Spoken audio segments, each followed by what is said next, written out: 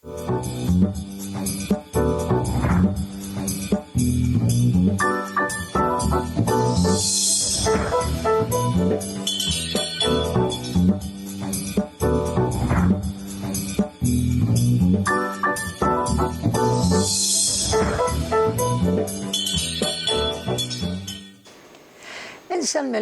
u għal darbohra sa nistidinkom għal dal-programm interessanti u wow.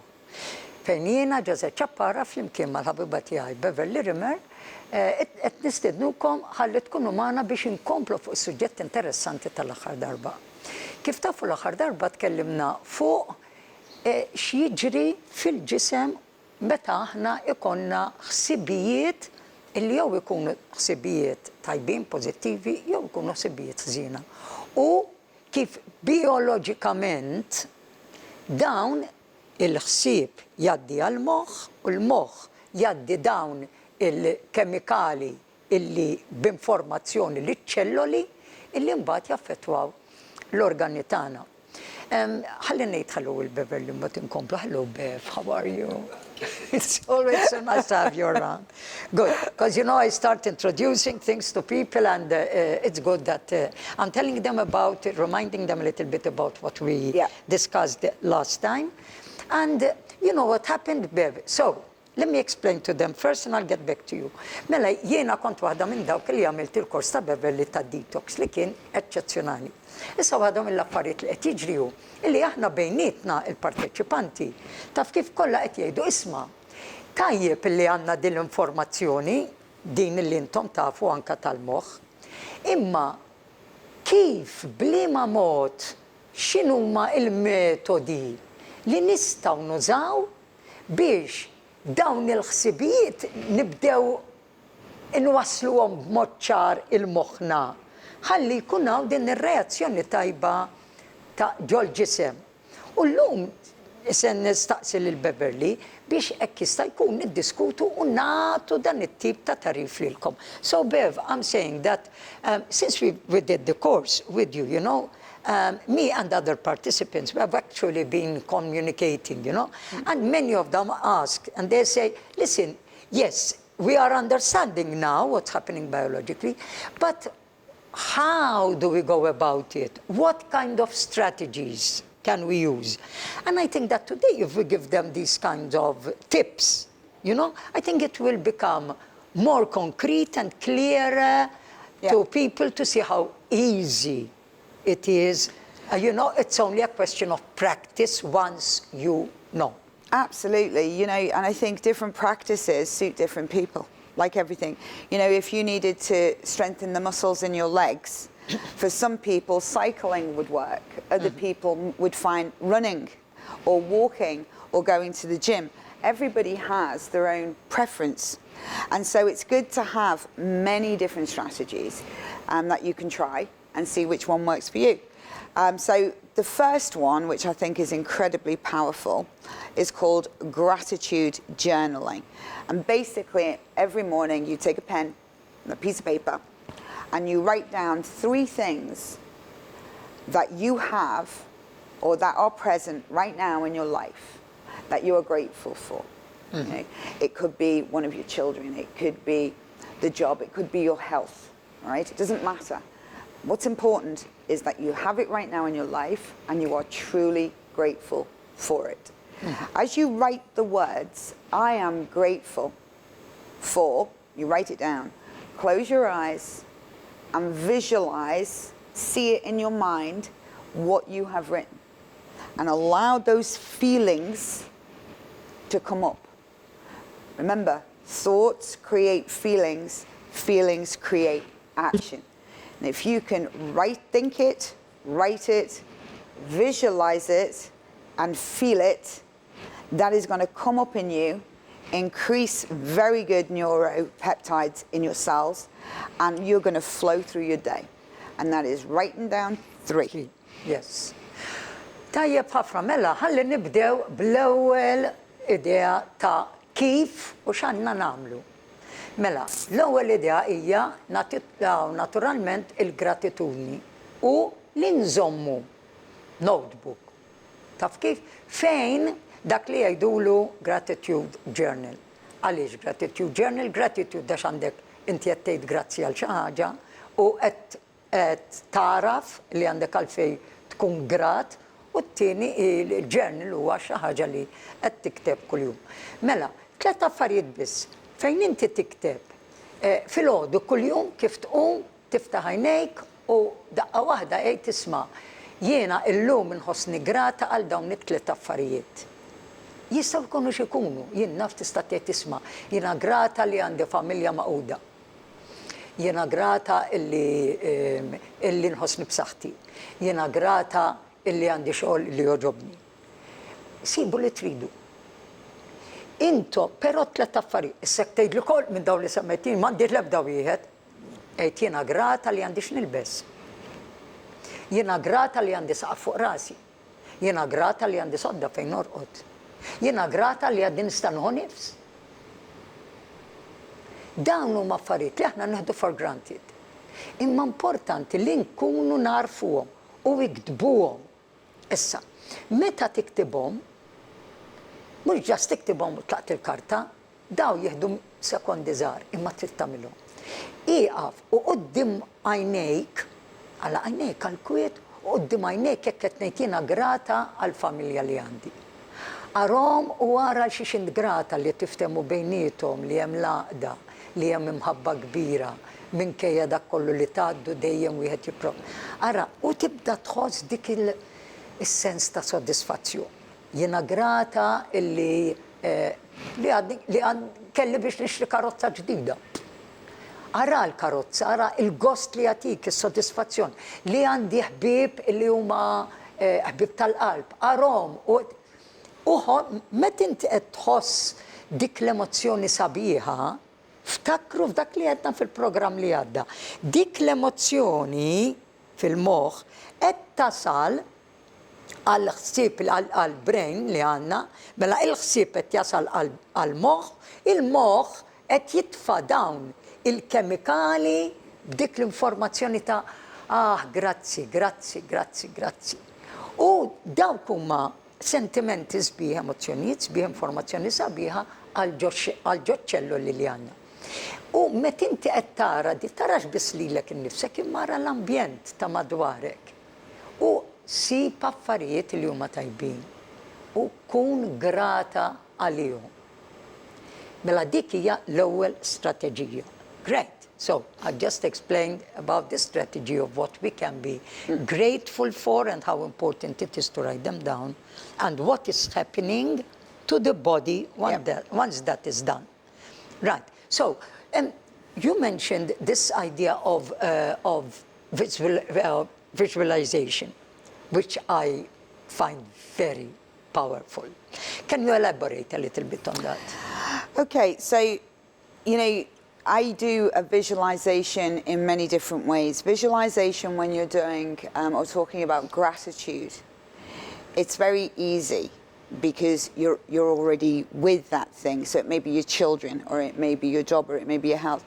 So closing your eyes and actually seeing your child or your grandchild or any of these things that you've written down, that's easy because you already know what that looks like. Visualization, for example, if your mind is in chaos, you've just had a shock. One of the things I always recommend to people is to breathe in calm thoughts, because it's difficult to visualize calm in the middle of chaos. Yes. When your mind is chaotic. So if we can think, closing our eyes, and we can think every breath we're inhaling is pure and white and calming. And every breath we're exhaling is grey and dark, but it's coming out. We're letting it go. And you see that visualization in with the pure healing white air, out with the grey, heavy, dense air. Right? You see that as you're breathing in. Breathing is something we automatically do. Yes. Control the breathing, control calming the mind. Tajib. So, mela hawnhekk qed tgħidilna kif għaxin qed tilaspjegana naqra iktar fuq il-forza tal-visualization u kif wieħed jista'ħdimha. U qed tgħid eżempju. Jajja ngħidu li jien għaddej ħaċċokk jew għaddejja minn stress qawwi ta' xi ħaġa, ansjetà kbira jew depressjoni. Waħda mill-affarijiet li ttejn ħafna hija illi inti tieqaf għall-kwiet tal-għajnejk u tieħu nnifs. Waqt li qed tieħu nnifs, immaġina li qed tieħu nnifs pur, arja pura nadifa, dawl qawwi sabiħ abjad li qed jittieħdu ġewwa. U meta qed toħroġ in-nifs, ibqa' man-nifs, tagħtix affarijiet oħra, ikkonċentra fuq in-nifs. U meta qed toħroġ man-nifs kulur iswed, griż, affarijiet korroħ li inti ma tridx. U terġa' tuħu dan in-nifs b'dan kulur sabiħ pur abjad u tieħu gost taf li qed tarmi il-barra dal-kulur, din l-emozzjoni negattiva li qed iddawrek.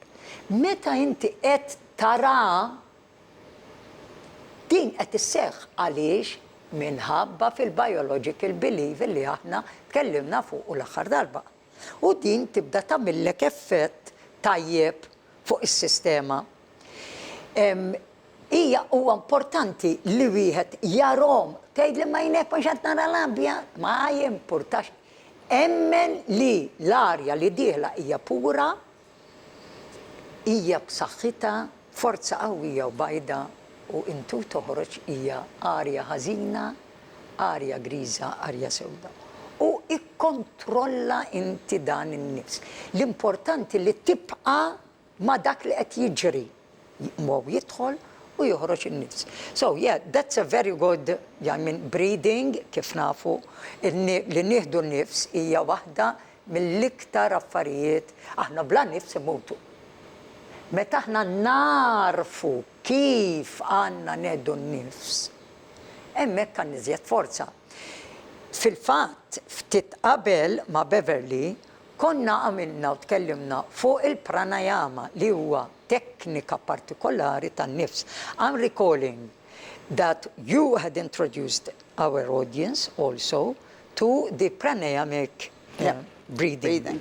What if we just go over that a little bit? What do you think? No, it's good. And when I'm going to go through the steps of the pranayama, but this time, what I think people would benefit from more is closing their eyes, and as they're breathing in, filling their entire body, every cell, with pure healing white oxygen. Yes. And then as they're exhaling, pulling all the dark, toxic grey air out. Right? All right. Mela jina s-satlabt il-Beverly biex nerġaw namlu l-eżerċizzju tal-pranayama. Issa li nafu kif qed taħdem biologikament fil-ġisem tagħna. U qed tgħidilna li meta nibdew dan l-eżerċizzju li għandna bżonn nagħmlu ħafna li skont kif inkunu bil-qedi u minn din. Hekk jista' jkun ma jkollkom saqajkom magħluqin, imma jkunkom saqajkom ma ġemx xulxin u tkunu naqra dritti. Għalqu għajnejkom u meta qed timmaġinaw intom u teħdu n-nifs li se nagħmlu, intom u iddaħlu n-nifs, immaġinaw li dil-arja pura, bajda, ċara, dieħla u qed tolqot il-ċelloli kollha minn raskom sa il-ġisem kollu l-organi kollha sal-aħħar suba tas-sieq. U meta qed tiġu biex toħorġu l-arja qed ittellaw l-imbarazz u l-ħmieġ li għandna fil-ġisem u tarmuha b'kulur iswed u griż mill-ħalq. Jiġifieri issa se nagħmlu dan l-eżerċizzju, imma provaw żommu din f'moħħkom. Mela, so, let's go for the practice. Okay. Mela se nimxu flimkien, araw se tagħmel Beverly, and I will translate step by step what she is doing. Okay. So, idejkom hekk, araw kif qed iżomm it-tamm il-barra u Right hand, right thumb. L-ewwel lit tal-lemin li nroddu s-salibbija. Okay? So right thumb over the right nostril. Mela, għanna is-suba l-kbir da irridu nżommuh fuq il-toqba tal-imnieħer tal-lemin. And then we're going to breathe in on a count of 8. Okay, u se nieħdu n-nifs fuq noddu 8, 1, 2, 3, 4, 5, 6, 7, 8. holding, right? And then we cross over. Mela, manna namlu xej sissa. Okay. Qed naqilbu b'dan is-super ring finger ta' ċurket. Now exhale. U se noħorġu n-nifs. Slowly. Bil-mod, 1, 2, 3, 4, 5, 6, 7, 8. Okay. Now we inhale. U se nerġaw neħdu n-nifs mill-istess, kif ħallejna l-istess u bajna. And now hold. Għal 8, 1, 2, 3, 4, 5, 6, Cross. 7, 8. Right thumb. Zommu 8, Right thumb, right nostril. umbat għandek il-lemin u semmorru 1, 2, 3, 4, 5, 6, 7, 8, aħna narmuhom. Right. Mela għanna il-lemin, noddu 8, u se nieħdu l-arja bajda u sabiħa. Ġisimna kollu. Noħorġu l-arja bajda, griża u sewda. Okay. And then nerġaw nieħdu nifs, norġaw noddu 8, u mbagħad se nerġaw noħorġu. At what point do you keep the 8? Right, okay, so you want to return to the right thumb on the right nostril. So if you can go through it that way, Hekk qed nieħdu 8 nifs. in, 8 hold, 8 Right. Mela, out. meta nerġaw niġu biex nieħdu n-nifs, ħadna rġajna n-nifs, zammejna 8, u nifqu bla ma li jieħdu jew naħorġu n-nifs. Mbagħad nerġgħu naħorġu. And you do it till you're back here, then that signifies the next round. And you would do 8 rounds. So literally in, hold, out. In, hold, out. Mela, nieħdu n-nifs, nifqu għal 8 u noħorġu n-nifs fuq 8. U mbagħad nerġgħu nieħdu n-nifs, nifqu 8, noħorġu n-nifs fuq 8. In, hold, out. In, hold, out. In, hold, out. Hold ġifieri la teħdu n-nifs għas toħorġuh. Issa, for those who are very new to this technique, what if they start on the count of 4? Yeah, I mean, I think if we aim for 8 and you're comfortable with 5 or 6, that's fine. Okay. And you can push your boundaries each time and extend. Yes.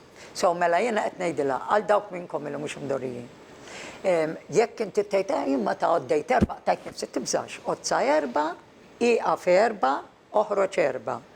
Ħun nifs b'4, iqaf 4, oħroġ 4. Imbagħad l-għada ipprova żomm 5. Iqaf 5. And for how long do they need to do it? Sakemm taħslu għal 8. For how long? How many times do they repeat this? It's generally a repeat of 8. So 8 on the count and 8 returns, you know? So 8 sets. 8 sets, yeah, and it's a double per set. Mela għalt minn darbiet. In, hold, out. Dik set. In, hold, out. It-tieni set. In, hold, out. It-tielet set.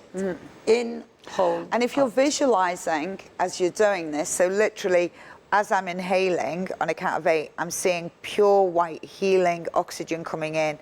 And as I'm holding for 8, I'm seeing it go right down my body.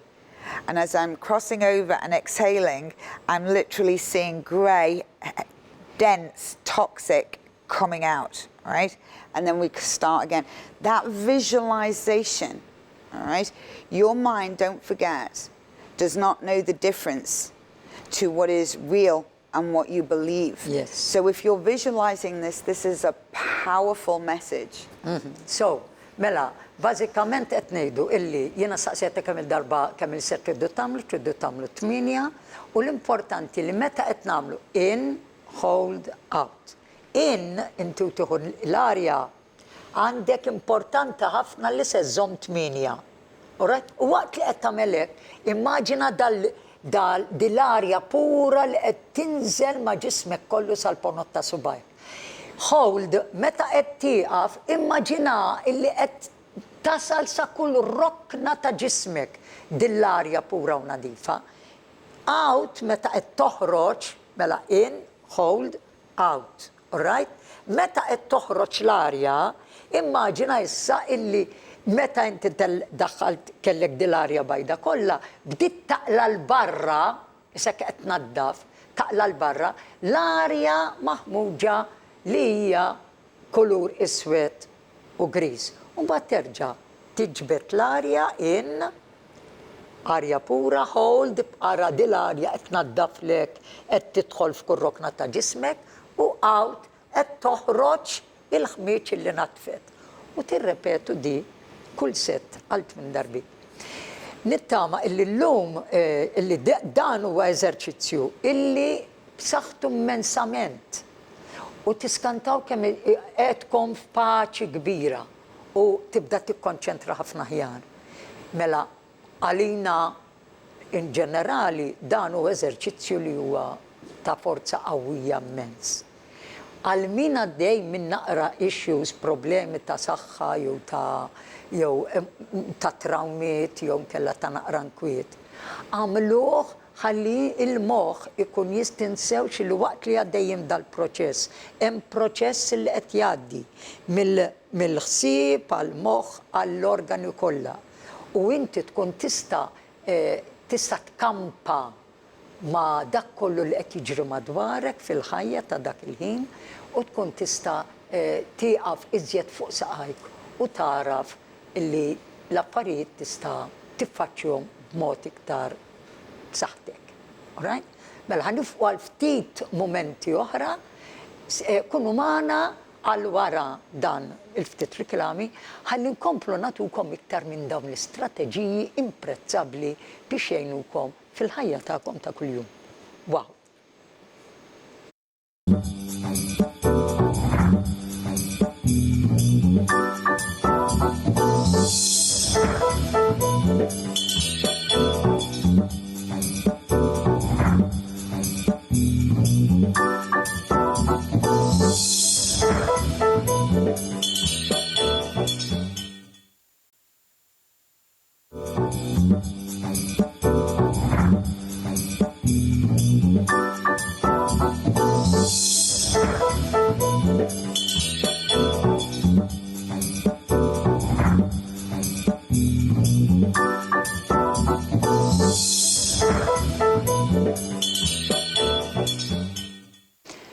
Rġajna l-ura fl-studio jiena Ġazet Ċappara u Beverly Rimmer fejn illum qegħdin nitkellmu fuq strateġiji, metodi li nistgħu nutilizzaw fil-ħajja tagħna ta' kuljum biex inkunu kapaċi niffaċċjaw il-ħajja b'mod aktar seren u kalm.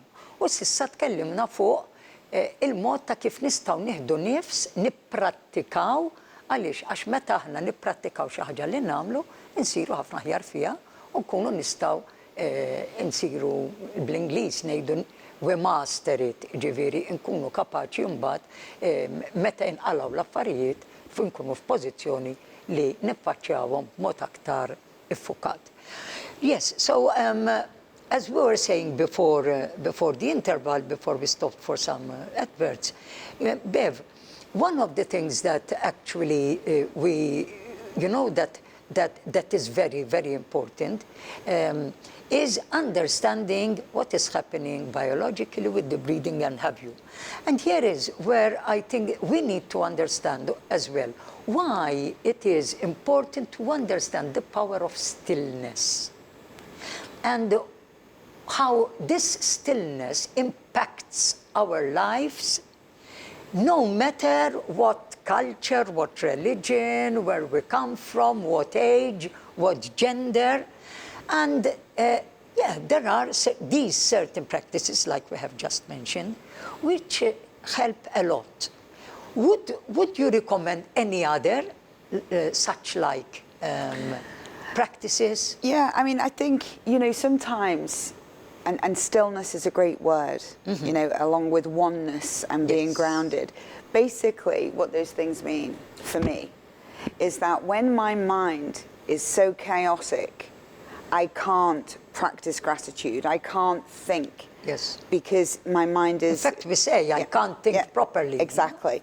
So if we can take in external strategies that we can do that calms everything down till we can think, You know, one of the strategies I learned a long time ago was about putting the right palm of the hand here and the palm of this hand on the back. And you can do this, even somebody can do this to you, or you can do it to a child. All right, and so what you're doing is you're making a polarity, like a battery, a positive and a negative. And it's taking a charge right the way through the mind, all right? Yes. Calming it down. Very important. You close your eyes and you visualize from the front to the back, from the back to the front. And it's just this repetitive visualization as you hold here, and it calms the mind. And what is the visualization there? You're seeing exactly what's happening. So you're looking at a line, right, from the inside of my palm, right the way through my brain, Wow. Yeah. into my hand and back again. This is an electrical charge. We are electrical beings, Yes. right? Like a battery. Yes. All right? Yes. You charge Positive, it. negative.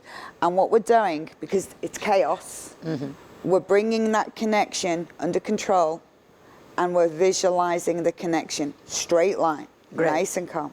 Good. So, mela qed tagħtina metodu ieħor li huwa b'saħħtu ħafna. Illi meta jiena qiegħda għaddejja minn mument li huwa ta' konfużjoni kbira li għandi bżonn nikkonċentra ma nistax, irrid nagħmel xogħol u l-inkwiet qiegħed ħarbatni għax ma nistax naħseb. Waħda mill-metodi sempliċissimi li nistgħu nagħmlu hija li bil-lit tal-lemin li rroddu salibbija il-lit tal-lemin impoġġuha fuq moħħna. Lit tax-xelluk impoġġuha fuq wara fejn għandna moħħna, fuq il-wara tal-moħħ. Mela fejn għandna l-forehead. All right? U hawn fejn għandna il-veru moħħ fir-ras. Issa, li rridu nifhmu illi meta qed nagħmlu hekk, aħna bnedmin li għandna ħafna elettriku fina, fil-fatt kultant neħdu xokkijiet, taf kif qed tmiss dat toqgħod attent għaliex l-elettriku ikollu dik li jgħidu la polarità illi tkun iktar qawwija minn tiegħek. Allura ttik xokk. Imma aħna bil-forza, bl-enerġija li toħroġ minna nfusna, għalina nfusna, hemm ukoll min jagħmilha tagħmilha tfal pereżempju, inti tagħmel din u kemm tippressa tikka u tivviżwalizza tara quddiem għajnejk dal-elettriku għaddej minn din naħa għalaw għal fuq wara fejn għandek in-naħa l-oħra biex tifhmu li mi dal-point hekk tagħmlu hekk b'subajkom bis-suba taċ-ċurket tat-tiċ ngħidlu jiena bis-suba ta' qabel iż-żgħir. All right? Dik il-point li qed nitkellmu fuqha, meta inti qed tagħmel hekk u ibdara li għandek dal-line tal-elettriku li qed jibbilanċja dil-parti tal-brain minn dik il-konfużjoni li għaddejja. Meta aħna nkunu konfużi, isna għandna traffic jam, kulħadd jidħol f'xulxin. Meta qed tagħmel hekk, dan qishom qed isibu il-post tagħhom. All right? U inti kemm tippressa ftit for a few minutes, it's not for a long time. It's important that we do it this way. I don't know if you can see. This way. A lot of people, when they're stressed, do this. This is not good. You're creating an electrical pulse through your temples, through the eyes, Yes. which are already Yes. with inflammation. So the brain is an organ. When you're upset, you create acid. Acid creates inflammation. So your brain is already pushing against your skull. So what we want to do is to make a connection from the front To the back. away from the eyes to the back of the head in a straight line to calm that down. We don't want this. We Yes. don't want this. No. We just need this. Good. Couple of minutes and rotate them. Yes. And you rotate them. Uh-huh. Yes. Okay. Mela. So għamnek għattajdinna kif irridu namlu, xirridu namlu eżatt. Mela. Aħna ħafna ġam nejdu, man! Jow, ma niflaħx iżjed. Dik il-lar ħaġa li nistgħu nagħmlu għaliex. Għax il-moħħ ikun diġà konfuż. U li nkunu qegħdin nagħmlu illi dal-elettriku ikun għaddej minn hawn. Jaffettwa l-għajnej diġà huma stressjati, dil-parti tal-moħħ hija diġà stressjata. U nżidu magħha, mentri jekk aħna nagħmlu dal-eżerċizzju, għamluh sew, il-lemin fuq hawn, ix-xelluk fuq hawn. Inżommu għal ftit ħin. Naraw dan l-elettriku għaddej. U kultant indawru araw dak l-elettriku għaddej qed iżomm bilanċ. U nżommu hekk. U nerġgħu kultant ħin indawru.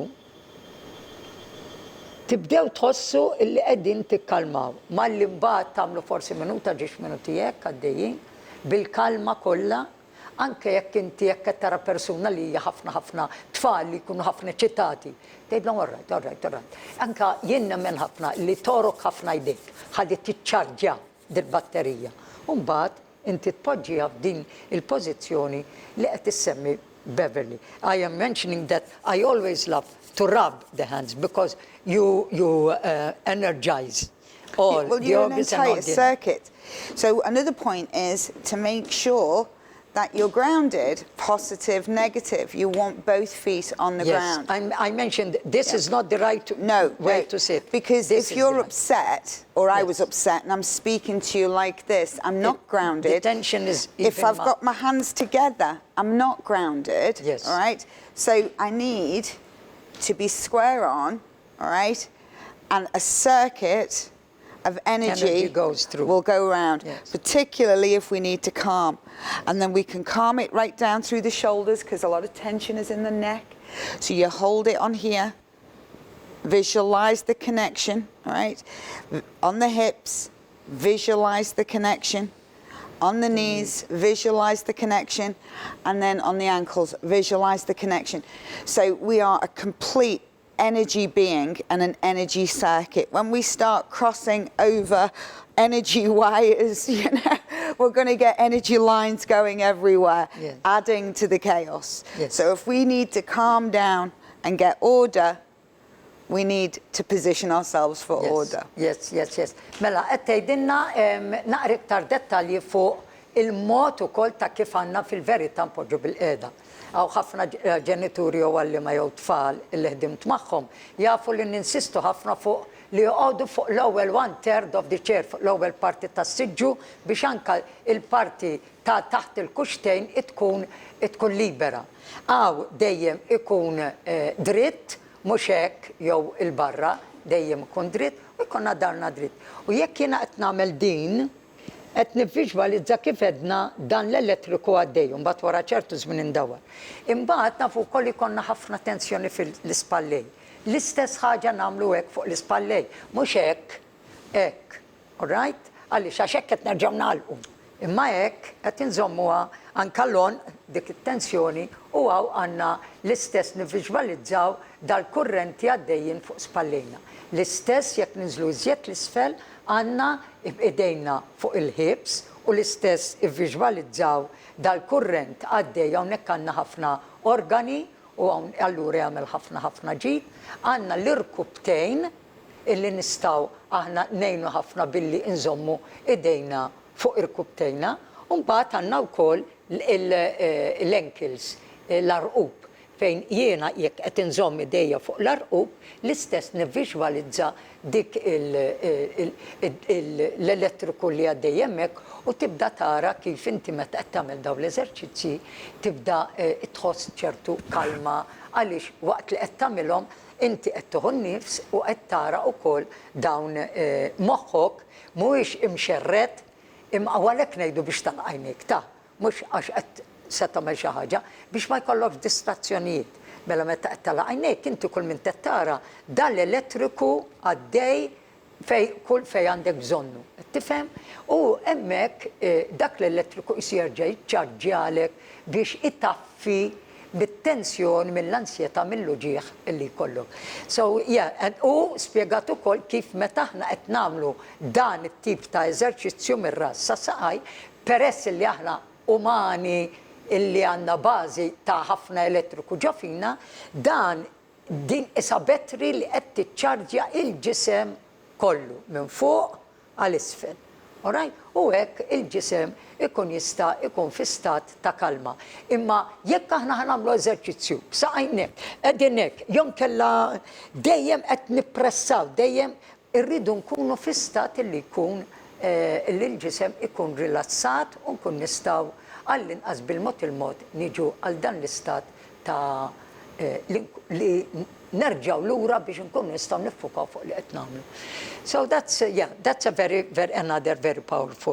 another very powerful exercise. In fact, we're doing this project with kids in schools, and the first thing that we teach them, you know, in this project is teaching them how to sit down. You know that they need to sit on the first 1/3 of the chair, feet slightly apart, keeping it straight, you know, shoulders slightly back, and just relaxing, you know. And we take this as a measure to know, so they don't stay like this, and as a measure, and they do it. And it's incredible the amount of progress that children do in school, health-wise, amongst themselves, behavior-wise, just sitting like that for 3 minutes. The thing is, you've also got a height change, all right? So I used to do this when we worked with school with autism.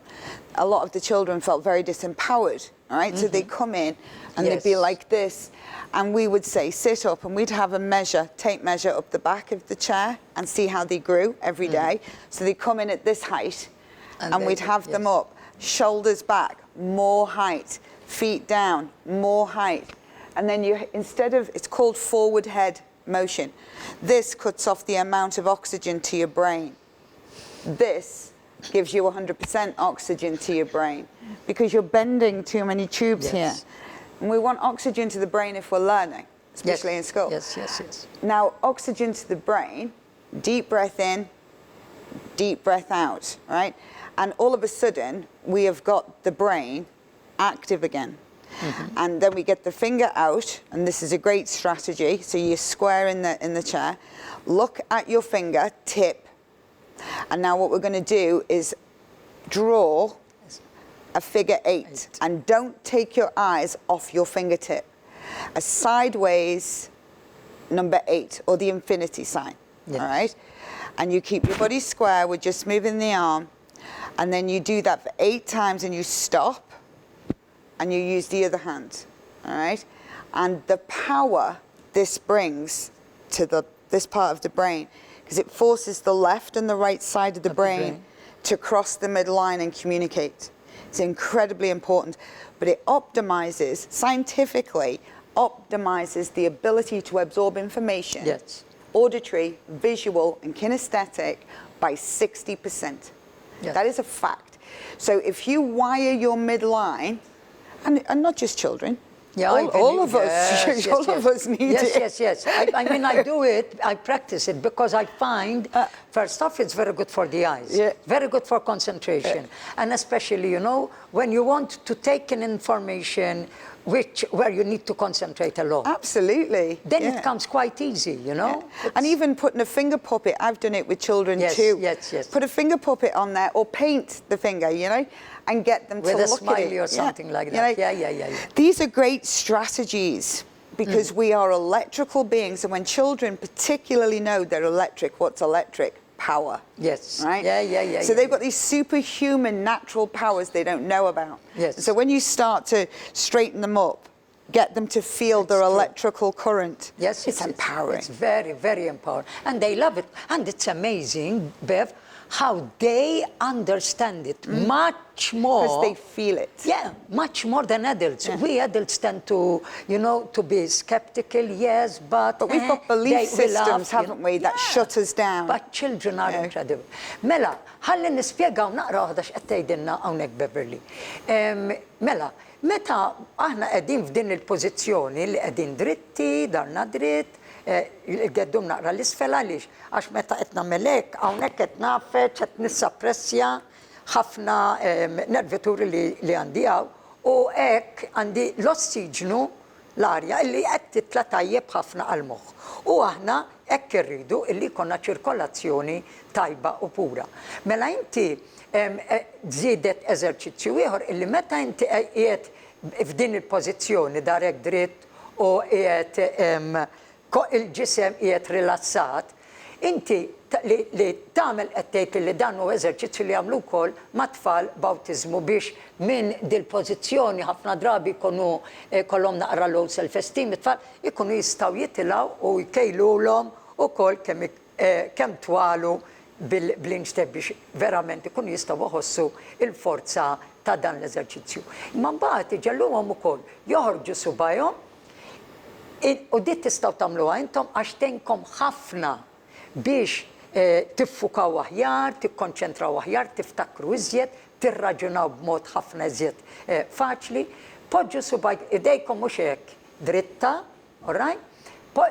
Is-suba tagħkom u imxu bajnejkom u ffurmaw ċaqilqux raskom u ffurmaw in-numru 8. U erġa' waqduh isfel u erġa' forma. Mbagħad wara li tagħmel dan l-eżerċizzju għal ftit ħin, fej fil-verità inti għajnejk qegħdin jiċċaqalqu qed tarawni x'qed nagħmel. Mela, tirrepetu dan. Bad bl-oħra, għax aħna għandna żewġ dik li jgħidulhom two hemispheres, għandna right hemisphere, left hemisphere fil-moħħ. Ġifieri għandna l-parti tal-moħħ li hija kreattiva ħafna. Għandna l-parti tal-moħħ li hija loġika, tirraġuna, li dawn min ikollu da iktar żviluppat ikunu iktar artistiċi, eccetera. Kollu da iktar żviluppat ikunu nies li huma iktar xjenzati, iktar matematiċi, iktar nies li huma jirraġunaw l-affarijiet kif inhom. Mela, bad se taqbad l-oħra u bl-oħra inti l-istess, inti se tibda tagħmel in-numru 8 u tħares għajnejk biss, ara rasi jiena, mhijiex rasi ma nċaqlaqx għajnejja, mela jiena qed indur hekk, qed nifforma n-number 8 u qed nerġa' niġi lura. U qed nifforma n-number 8 u qed nerġa' niġi lura. U tibda tara fil-bidu s-sipruħek sejra hekk. Le, żommi rasek, le u għajnejk ċaqlaq. U dan huwa eżerċizzju tajjeb immens. Għaliex għax li qed tagħmel intu qed tistimulah, dana qed jirrispondiha u allura inti ovvjament il-moħħ huwa kollu konnettjat u inti kollok strateġija inkredibbli ta' kif tista' tgħin lilek innifsek mhux biss biex tikkalma imma għal ħafna affarijiet oħra li għandna bżonn fil-ħajja tagħna ta' kuljum. Mela dawn huma eżerċizzi li mhux ngħidu l-itfal biss nagħmluhom aħna wkoll għax għandna bżonnhom ħafna, għax aħna ngħixu ħajja stressanti ħafna drabi. Mela ma nippretendux affarijiet biss mit-tfal tagħna, imma l-affarijiet nibdewhom aħna u nagħlmuhom u naqsmuhom ma' wliedna ħalli nkunu nistgħu ngħinu lil xulxin. So I think today we've given some very, very good hints, some very good strategies which are very simple and easy to do, but very powerful once we are able to practice them. Inutli tgħid iva naf, jien ġilli ngħid innidlhom isma' prova dal iva naf li taf u ma tagħmilx u ma tippratikax ifisser li ma tafx. Li taf xi ħaġa u ma tipprattikajiex ifisser li mhux veru ma tafx. Għaliex hemm jiġi l-erf tal-bniedem, hemm jiġi il-wisdom when you know something and you practice it. Yeah. But to say that you know and you don't take action, then you don't know. U jien illum nixtieq nħallikom dan il-ħsieb biex illum tallimna ħafna strateġiji. Mela, ħadna l-istrateġija ta' kif noqogħdu bil-qiegħda, ta' kif neħdu n-nifs, il-pranayama, għandna 8 tieqaf għal 8 out għal 8. In għal 8, tieqaf għal 8, out għal 8. U tivviġwalizza dak id-dawl abjad intu tieħu nnifs il-ġewwa, l-arja dieħra pura tnaddaflek il-ċelloli u meta tieqaf tara qed timxi ma' ġismek sa kull rokna tal-ġisem u kull organu, intu toħroġ l-arja qed toħroġ l-arja maħmuġa, griża u sewda u t-toxins li għandek. Tirrepetiha tagħmel 3 minuti, tirrepeti s-set tal-8 darbiet. Imbagħad edna wkoll kif inti tista' tgħin ruħek b'dan l-eżerċizzju u terġa' ddawwar. U mbagħad edna li tużaw ukoll għall-ġisem, l-ispallejn, il-ħibs, l-irkubtejn u l-ekisi. U mbagħad edna wkoll dan illi għadna kif semmejna issa fejn inti tibqa' f'din l-istess pożizzjoni tħares lejn subaj bla ma ċaqlaq rasek u bajnejk biss tifforma in-numru 8 tagħmlu għal ftit drabit 8 darbit b'da suba u tagħmlu 8 darbit bis-suba l-ieħor. U inti tibda tara li l-koordinazzjoni l-aħwa il-koordinazzjoni kemm fit-tfal u fina hija xi ħaġa li tgħinna ħafna biex ma nbatux minn dimensja minn mart li għajjina illi iżomna iktar alert u l-moħħ iżommu iktar b'saħħtu. Jien se niqafaw għax sar il-ħin bħas-soltu fil-waqt illi nirringrazzja wkoll lil Naomi u lil Francis Gauci illi dejjem jieħdu ħsieb biex iżommu li xahri kemm jista' jkun fi stat tajjeb. Fismi Ġazet Ċappara, fisem l-ħbiba tiegħi Beverly Rimmer, nixtieq ngħidilkom grazzi, ipprattikaw dak li qed nagħtukom. Għaliex dawn tridu snin biex tarfuhom, jew ħafna flus biex jirnexxielkom tagħmlu xi ħaġa. And before I finish, I would like to propose that you create something, and a course where we can put together the thought, these strategies, in order to see a great progress in our lives. You're challenging me. Yes, I challenge you for next time. Id-darba li ġejja, se nibqa' ngħidilha forsi li nexxilha tagħmel xi kors dil-kwalità. Grazzi ħafna eżis, insellmilkom, wow.